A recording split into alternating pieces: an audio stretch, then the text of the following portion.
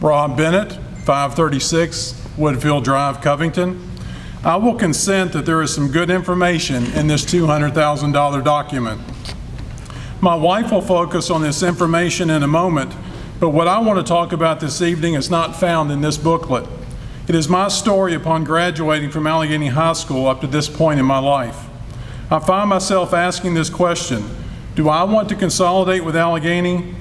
Or better yet, do we want to consolidate with that? By no means do I mean to disrespect or disparage all the wonderful people who have worked and continue to work for the Allegheny Highlands School Division. There have been and are some wonderful people working for it. In fact, we have one of those wonderful people presently serving on our school board. However, there have also been individuals in leadership positions, both past and present, that have created a culture that is oppressive or one you cannot trust. In 1990, I was told I had a science job at Allegheny High School by a future superintendent, only to find out a month later they hired someone who was not certified to teach.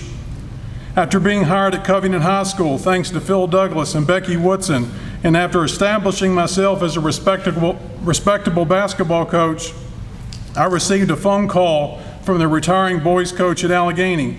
He asked me to apply, said he was going to recommend me for the job. Despite telling me no, despite my family telling me no, I applied, got an interview, but no job. Now I want to consolidate with that. Fast forward a few years when serving on City Council. Remember the discussions about renovating this building instead of building a new high school for the area?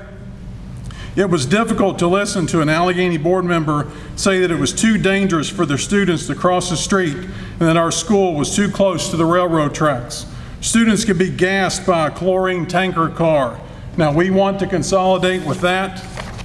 In 2007, when planning for the construction of the new Edgemont Primary School and Gina Watson Intermediate School on Route 18, we were accused of building schools so we could recruit county students. Remember, it was rumored the county was going to close 2 elementary schools.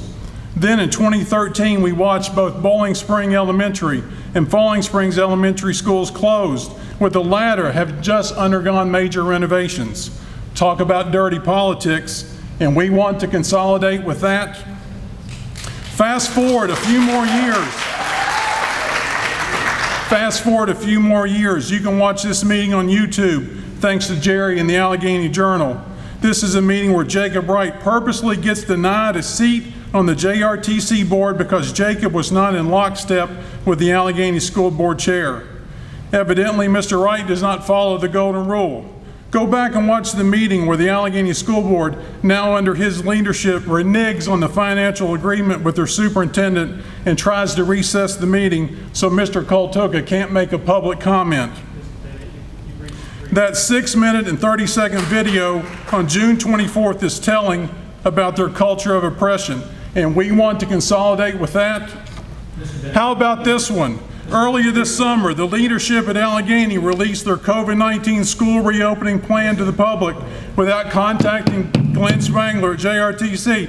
I have worked here for 30 years, and I will finish this speech.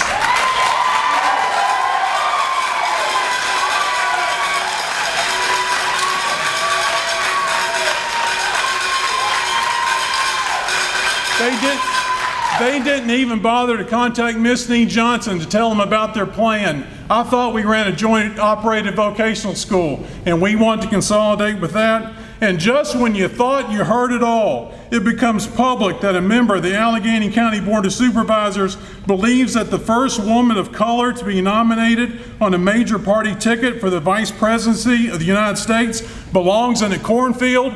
Really? And we want to consolidate with that.